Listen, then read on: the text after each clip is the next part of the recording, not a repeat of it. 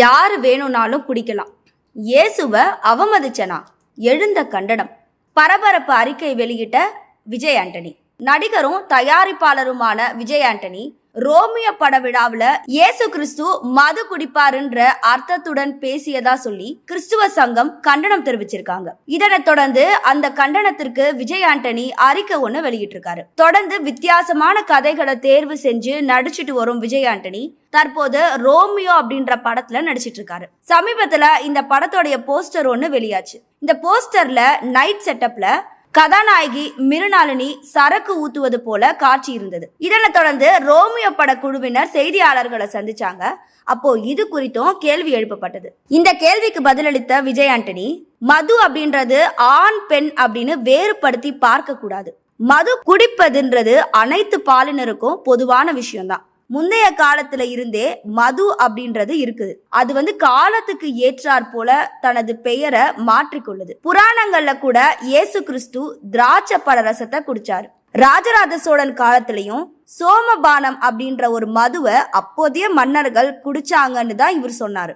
இவருடைய பேச்சுக்கு தமிழ்நாடு கிறிஸ்துவ சபைகளின் கூட்டமைப்பு தங்களுடைய கண்டனத்தை தெரிவிச்சிருக்காங்க.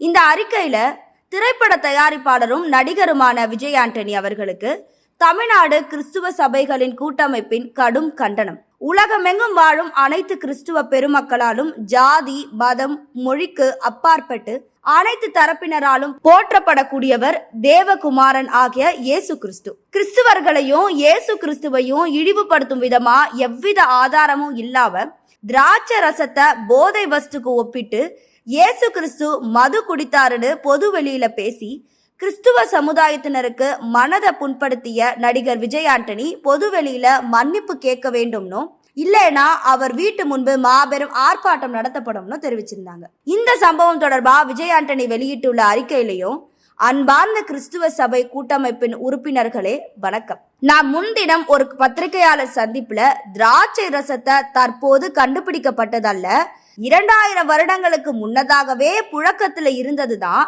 தேவாலயங்கள்லையும் பயன்படுத்தப்பட்டது.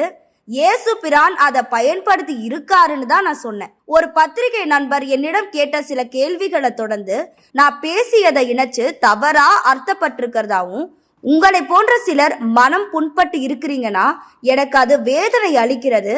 நான் தவறாக எதையும் சொல்லல, நீங்களும் தவறா புரிஞ்சு கொள்ள வேண்டாம். மக்களுக்காக ரத்தம் சிந்தி உயிர் நீத்த மதங்களுக்கு அப்பாற்பட்ட இயேசுவை பற்றி தவறாக சித்தரிக்க எனக்கு கனவுலையும் வராதுன்னு அன்புடன் உங்கள் விஜய் ஆண்டனின்னு தன்னுடைய அறிக்கையில குறிப்பிட்டிருக்காரு. நான் பேசியதை தவறாத்தான் சித்தரிச்சிருக்காங்க. உண்மையில நான் என்ன சொன்னேன்றது அங்க இருந்தவங்களுக்கு மட்டும்தான் தெரியும்னு அவர் சொல்லியிருக்காரு. ஏற்கனவே பல பிரச்சனைகளை சந்திச்சு வரும் விஜய் ஆண்டனிக்கு இது தேவையான ரசிகர்கள் கருத்து தெரிவிச்சிருக்காங்க.